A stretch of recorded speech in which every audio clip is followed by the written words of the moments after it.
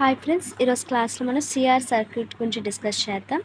So already మనం last క్లాస్లో LR circuit గురించి డిస్కస్ చేసాం కదా. సో ఆ విధంగానే ఉంటుంది, కానీ ఇక్కడ ఏంటంటే ఇండక్టెన్స్ బదులు కెపాసిటెన్స్ అనేది ఉంటుంది అన్నమాట. So consider circuit off resistance అంటే ఏంటి? ఇక్కడ రెసిస్టెన్స్ అంటే ఆర్ అని, అదేవిధంగా కెపాసిటెన్స్ అని. కెపాసిటెన్స్ దేంతో ఇండికేట్ చేస్తారంటే సితో ఇండికేట్ చేస్తారు. సిరీస్ విత్ ఈఎంఎఫ్ అంటే E. Okay, let I be the current. I అంటే ఏంటి? ఇక్కడ మనకి current flowing in the circuit at any టైంని మనం టీతో ఇండికేట్ చేస్తాం. ఇక్కడ చూసినట్లయితే దీన్ని ఎలా రాసుకోవటం అంటే ఈ ఈక్వల్ టు విఆర్ ప్లస్ విసిగా రాసుకోవచ్చు. అంతేనా? నేను ఆల్రెడీ మీకు ఎల్ఆర్ సర్క్యూట్స్లోనే క్లియర్గా చెప్పడం అయితే జరిగింది స్టార్టింగ్ అయినా. మీరు కొన్ని ఫార్ములాస్ అయితే మీరు కొంచెం గుర్తుపెట్టుకోవాల్సి ఉంటుంది, ఇవి మనకి యూజ్ అవుతాయని. సో ఒకసారి అది చూపిస్తానండి, ఆగండి. ఇగోండి, ఈ ఎల్ఆర్ సర్క్యూట్ చెప్పేటప్పుడు ఈ ఫార్ములా చెప్పాను. I equal to dQ by dt or Q equal to integral I dt. Next voltage drop across R అంటే విఆర్ ఈక్వల్ టు ఆర్ఐ అని. వోల్టేజ్ డ్రాప్ అక్రాస్ ఎల్ అంటే inductance equal to VL equal to L into dI by dt. Next voltage drop across C అంటే ఏంటి? Capacitance. So ఏంటి? VC equal to Q by C. మనం ఈ LR circuit చెప్పుకునేటప్పుడు VR plus, ఇక్కడ చూడండి formula, VR plus VL అని తీసుకున్నాం. ఏమని తీసుకున్నాం? విఆర్ ప్లస్ విఎల్ అని తీసుకున్నాం. ఎందుకు? ఇక్కడ ఇండక్టెన్స్ ఉంటుంది కాబట్టి ఎల్ అంటే ఇండక్టెన్స్ కాబట్టి విఎల్ అని తీసుకున్నాం. బట్ ఇప్పుడు మనం సిఆర్ సర్క్యూట్ చెప్పుకుంటున్నాం. ఇప్పుడు ఆ సిఆర్ సర్క్యూట్లో మరి ఏముంటుంది? కెపాసిటెన్స్ అనేది మనకు ఉంటుంది. సో ఈ కెపాసిటెన్స్ అనేది మనం దేంతో ఇండికేట్ చేస్తాం? సితో ఇండికేట్ చేస్తున్నాం. అంటే ఏంటది? So voltage drop across capacitance అంటే విసి అని వస్తుంది. So VC, so VR plus VC అంటే ఫార్ములా మనకి ఏమొస్తుంది? RI plus Q by C. అంతేనా? RI plus Q by C వస్తుంది అన్నమాట. మరి ఇక్కడ ఐ అంటే ఏంటి? మనకి ఐ అంటే కూడా అక్కడ ఫార్ములా ఉంది, ఏంటి? DQ by DT. So I ప్లేస్లోనే మనం ఏం రాసుకుంటామంటే డిక్యూ బై డిటి అనేది రాసుకుంటాము. సో నార్మల్గా ప్లస్ క్యూ బై సి. ఇప్పుడు ఏం చేస్తున్నామంటే, సో ఈ విధంగా రాసుకున్న తర్వాత మనకి లీనియర్ డిఫరెన్షియల్ ఈక్వేషన్లోకి కన్వర్ట్ చేయడం కోసం దీనికి రెండు వైపులా కూడా ఏం చేస్తామంటే ఆర్ తోటి డివైడ్ చేస్తాం. దేంతో డివైడ్ చేస్తాం? ఆర్ తోటి. So E by R equal to R by R dQ by DT plus Q by 1/r. కాబట్టి ఏంటి? డివైడ్ చేస్తాం కాబట్టి ఆర్ ఇంటూ సి. ఆల్రెడీ ఇక్కడ డినోమినేటర్లో ఉంది కాబట్టి ఆర్ ఇంటూ సి అనేది అవుతుంది. ఓకేనా? ఇక్కడ సి అనేది ఉంది, ఇక్కడ Q by C into divide చేస్తాం కాబట్టి 1/rగా వస్తుంది. సో ఆర్ ఇంటూ సి అంటే క్యూ బై ఆర్సి అవుతుంది అన్నమాట. ఓకేనా? సో ఇప్పుడు ఏంటి? ఆర్ఆర్ క్యాన్సిల్ అయిపోతే DQ by DT plus Q by RC అనేది ఉంటుంది. మనం దీన్ని సో ఇది ఎలా రాసుకుంటున్నామంటే DQ by DT plus 1/rc into క్యూగా రాసుకుంటున్నాను. ఇక్కడ క్యూ అనేది ఇక్కడ, సో 1/rc ఇంటూ క్యూగా రాసుకున్నాను. దీన్ని ఇలా రాసుకున్నాను అంతే, ఇక్కడ ఏం చేయలేదు. Equal to E by R. So ఇది ఫస్ట్ ఈక్వేషన్ అనుకుంటే ఇది ఏ ఫార్మేట్లో ఉంది? Dy by dx plus Py equal to Q అంటే లీనియర్ డిఫరెన్షియల్ ఈక్వేషన్ యొక్క ఫార్మేట్లోనే ఉంది. సో దాన్ని సెకండ్ ఈక్వేషన్ అనుకుంటాము. అదేవిధంగా లీనియర్ డిఫరెన్షియల్ ఈక్వేషన్కి ఇంటిగ్రల్ ఫ్యాక్టర్ ఎలాగా? E power of integral Pdx. అవునా? సో ఇప్పుడు ఇవన్నీ టూని కంపేర్ చేస్తే మనకి ఏమర్థమవుతుంది? పీ అంటే ఏంటి? ఇక్కడ మనకి 1/rc అని, క్యూ అంటే ఈ బై ఆర్ అని అర్థమవుతుంది. దీని ప్రకారం మనకి పీక్యూ వాల్యూస్ వచ్చేస్తాయి. సో పీ వాల్యూని తీసుకుని వెళ్ళి ఇంటిగ్రేటింగ్ ఫ్యాక్టర్లోన సబ్స్టిట్యూట్ చేస్తే మనకి ఇంటిగ్రేటివ్ ఫ్యాక్టర్ వస్తుంది కదా. So integrative factor equal to ఈ పవర్ ఆఫ్ ఇంటిగ్రల్ పీడిఎక్స్. మరి పీ అంటే 1/rc, డిఎక్స్ అంటే డిటి. సో ఇక్కడ ఉన్న ప్రతి దాన్ని దీంతో మనకి కంపేర్ చేస్తే ఇక్కడ డిఎక్స్ అంటే డిటి కాబట్టి పీ డిఎక్స్ అయితే 1/rc డిటి. మరి ఇక్కడ ఏ టర్మ్ కూడా టీ టర్మ్స్తో లేదు, అవునా? సో టీ టర్మ్స్తో ఉంటేనే అది ఇంటిగ్రేట్ అవుతుంది, లేదు కాబట్టి ఇది కాన్స్టెంట్గా బయట తీసుకుంటాము.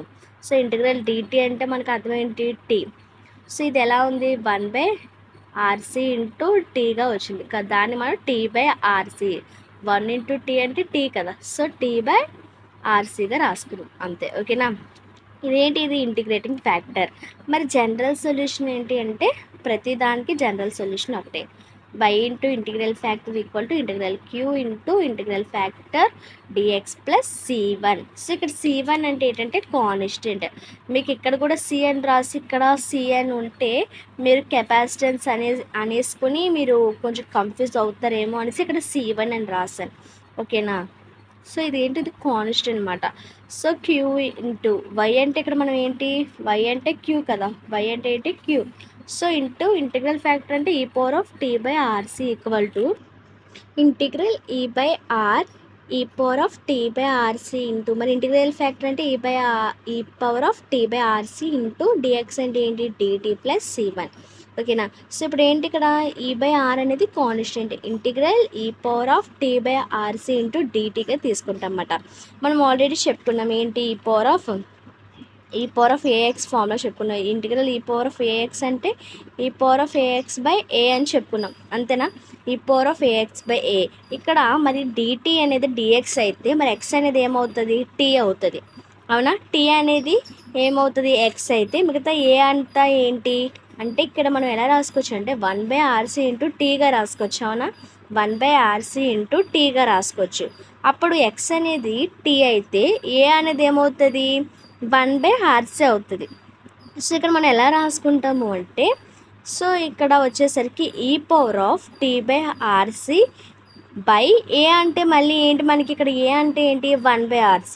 సో ఆ 1/rcని మళ్ళీ డినోమినేటర్లో రాసుకోవాలి, ఓకేనా? సో ఈ ఫార్ములా బేస్ మీద ఉంటుంది ప్లస్ c1. ఇక్కడ ఏంటి ఇక్కడ r ఉంది, ఇక్కడ కూడా r ఉంది. సో ఈ ఆర్ని క్యాన్సిల్ చేసేస్తే ఇది డివైడ్ చేస్తుంది కాబట్టి ఇక్కడ మనకి ఏం చేస్తుంది మల్టిప్లై చేస్తుంది. సో ఈ c, ఓకేనా? ఈ c అనేది ఏంటి మనకి, సో ఈ c అనేది పైకి వెళ్తే మనకి ఏం చేస్తుంది మల్టిప్లై చేస్తుంది. సో ఈc ఇంటూ e/t/rc ప్లస్ c1.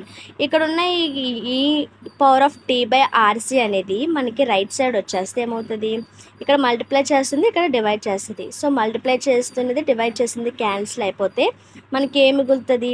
అదేవిధంగా ఇక్కడ కూడా డివైడ్ చేస్తుంది, c1తో కూడా డివైడ్ చేస్తుంది కాబట్టి c1/e/t/rcగా వస్తుంది అన్నమాట. సో మనకి ఇక్కడ వాల్యూ అనేది ఎలా వస్తుంది q equal to EC plus, so ఇదంతా క్యాన్సిల్ అయిపోయింది కాబట్టి ఓన్లీ ఈసీ ఉంటుంది, ప్లస్ c1/e/t/rc అనేది ఉంటుంది. మరి ఇక్కడ 1/, ఇది ఎలా ఉంది ఇక్కడ మనకి 1/, సో అవునా 1/గా రాసుకోవచ్చు, 1/e/t/rc ఇంటూ c1గా ఉంది, అవునా? సో ఇక్కడ 1/e/t/rcని మనం ఎలా రాసుకోవచ్చు e/-t/rcగా రాసుకోవచ్చు. ఎలా రాసుకోవచ్చు e/-t/rcగా రాసుకోవచ్చు. ఇదేంటిది క్యూ. సో క్యూ యొక్క వాల్యూ ఇది. క్యూ అంటే ఏంటి ఛార్జ్, క్యూ అంటే ఏంటి మనకి ఛార్జ్. ఇంకా ఇక్కడ c1 అనేది ఉంది, మనం మరి ఈ c1 కూడా ఫైండ్ అవుట్ చేయాలి కదా. సో ఈ c1 అనేది ఎలా ఫైండ్ అవుట్ చేస్తాము అంటే సో ఇక్కడ ఏం చేస్తామంటే at t = 0 అని తీసుకుంటాం. ఏంటి at t = 0 q = 0 అంటే ఏంటి అంటే ఇక్కడ అర్థం టైం అనేది అంటే మనం ఆల్రెడీ ఎల్ఆర్ సర్క్యూట్స్లో చెప్పుకున్నాం, బట్ అక్కడ ఏంటి i = 0గా తీసుకున్నాం. ఏం తీసుకున్నాం i = 0గా తీసుకోవడం అంటే అర్థం ఏంటి అంటే ఇక్కడ ఫర్ ఎగ్జాంపుల్ మనం ఏం చేస్తున్నాము అనేసి అంటే స్విచ్ అనేది ఉంటుంది. సో నేను అదే ఎగ్జాంపుల్ చెప్పాను ఎల్ఆర్ సర్క్యూట్లో కూడా. మన స్విచ్ అనేది ఆన్ చేయకపోతే అక్కడ టైం అనేది ఏంటి 0గా ఉంటుంది. అక్కడ టైం అనేది 0 ఉంటే అక్కడ కరెంట్ ఫ్లో అవుతుందా అవ్వదు. అదేవిధంగా కరెంట్ ఫ్లో అవ్వట్లేదు అంటే అక్కడ అర్థం ఏంటి ఛార్జ్ కూడా ఫ్లో అవ్వట్లేదు అని అర్థం. మరి ఛార్జ్ అంటే మనం దేంతో డినోట్ చేస్తాం క్యూతో డినోట్ చేస్తాం. So q = 0. టైం = 0 అయినప్పుడు క్యూ ఏమవుతుంది 0 అవుతుంది. అదేవిధంగా ఐ కూడా 0 అవుతుంది. సో ఇక్కడ ఏంటి మనం ఇది కదా ఈక్వేషన్ మనకి. సో ఈసీ, సో క్యూ అంటే ఏంటి మనకి 0 కాబట్టి 0 = EC plus c1 into e/-t ఇక్కడ ఏంటి టీ అంటే ఏంటి 0 కదా t/rc. మరి 0/rc అంటే 0 కదా. సో e/0 అంటే వాల్యూ ఎంత 1. సో ఇదంతా కలిపి మనకి ఏమవుతుంది 1 అవుతుంది. సో అంటే ఏంటి ఇక్కడ మనకి ఈసీ ప్లస్ c1 అనేది మిగిలింది.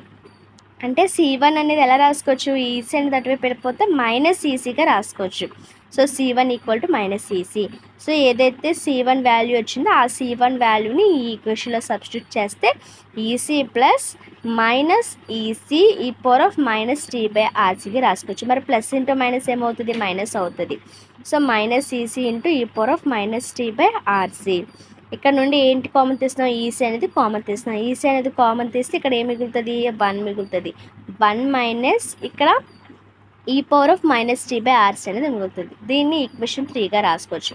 మరి మనకి ఛార్జ్ ఈక్వేషన్ వచ్చింది. క్యూ అంటే ఏంటి, ఛార్జ్. కానీ మనకేం కావాలి, కరెంట్ కావాలి. కరెంట్ అంటే ఏంటి, ఐ. అవునా, కరెంట్ అంటే ఏంటి, ఐ. మనకు వచ్చింది క్యూ. సో మనకి క్యూ వచ్చింది, మనకి కరెంట్ కావాలంటే ఫార్ములా ఏంటి, సో మనకి తెలుసు ఏంటి, క్యూ అనేది డిఫరెన్షియేటింగ్ విత్ రెస్పెక్ట్ టు టైంతో చేస్తే charge with respect to. So అంటే క్యూ అంటే ఏంటి, Q with differentiating with respect to టీతో చేస్తే మనకి ఏ వాల్యూ వస్తుంది, ఐ వాల్యూ వస్తుంది. అవునా, అంటే ఇప్పుడు మనం ఏం చేస్తామంటే ఇక్కడ ఈ వచ్చిన క్యూ అనే దాన్ని డిఫరెన్షియేట్ చేస్తాం, విత్ రెస్పెక్ట్ టు టీతో డిఫరెన్షియేట్ చేస్తాం. అప్పుడు ఏమవుతుంది, dq by dt equal to d by dt of దీని అంతటిని డిఫరెన్షియేట్ చేస్తాం. అంటే EC into 1 minus e power of minus tea by RC. dq by dt అంటే ఎలా రాసుకోవచ్చు, ఐగా రాసుకోవచ్చు. I equal to EC. So ఏంటిది, ఈసీ. ఇది ఈసీ ఇంటూ ఇక్కడ ఏంటి మనకి కాన్స్టెంట్ అయిపోతుంది కదా 1.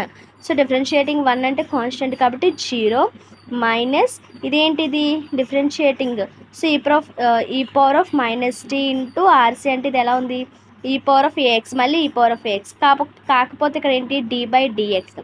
ఇందాక ఏం చేసాం మనం, ఇంటిగ్రల్ చేసాం. అవునా, ఈ పవర్ ఆఫ్ ఏఎక్స్కి ఇంటిగ్రల్ చేస్తాం. ఇప్పుడు ఏం చేస్తున్నామంటే డిఫరెన్షియేటింగ్. మరి ఇక్కడ డిఫరెన్షియేటింగ్కి మనకి వచ్చేసరికి ఇంటిగ్రేషన్కి తేడా ఏంటంటే ఈ పవర్ ఆఫ్ ఏఎక్స్ అనేది సేమ్, కాకపోతే ఇంటిగ్రేషన్లో బై ఏ వస్తుంది, ఇక్కడ డిఫరెన్షియేటింగ్లో ఇంటూ ఏ వస్తుంది. ఓకేనా, ఇవి ఫార్ములాస్, బేసిక్ ఫార్ములాస్ మీరు నేర్చుకోవాల్సి ఉంటుంది. ఓకేనా. సో ఇక్కడ ఏంటి, ఈ పవర్ ఆఫ్ ఏఎక్స్ అంటే ఏంటి, E power of minus tea by RC into A అంటే ఇక్కడ మనకి ఏంటి, సో ఇక్కడ టీ అంటే మనకి ఏంటి, x. So minus 1 by RC into t అంటే ఏంటి, ఇక్కడ ఎక్స్. టీ అంటే ఎక్స్ కాబట్టి మిగతా ఏ అంటే ఏంటి, minus 1 by RC. So A into కాబట్టి మైనస్ 1 బై ఆర్సీగా రాసుకున్నాం. ఓకేనా. సో ఇక్కడున్న ఈ మైనస్, ఇక్కడున్న మైనస్ ఏమైపోతుంది, ప్లస్ అయిపోతుంది. ప్లస్ ఈ 1 బై ఆర్సీ అనేది ముందు రాసుకున్నాం. 1 బై ఆర్సీ ఇంటూ ఈ power of minus tea by RC. ఓకేనా. సో ఇక్కడ ఉన్న సి క్యాన్సిల్ అయిపోతే E by R. So E into 1 అంటే ఈ బై ఆర్ ఇంటూ ఈ power of minus tea by RC. ఓకేనా. ఇది ఏంటిది, కరెంట్. సో మనం ఛార్జ్ అడిగితే ఈ ఫార్ములా యూజ్ చేస్తాము, కరెంట్ అడిగితే ఈ ఫార్ములా అనేది యూజ్ చేస్తాం. ఇదేంటిది, ప్రాసెస్, సిఆర్ సర్క్యూట్ యొక్క ప్రాసెస్. సో నెక్స్ట్ వీడియోలో మనం ఒక ఎగ్జాంపుల్ చూద్దాం. Thanks for watching.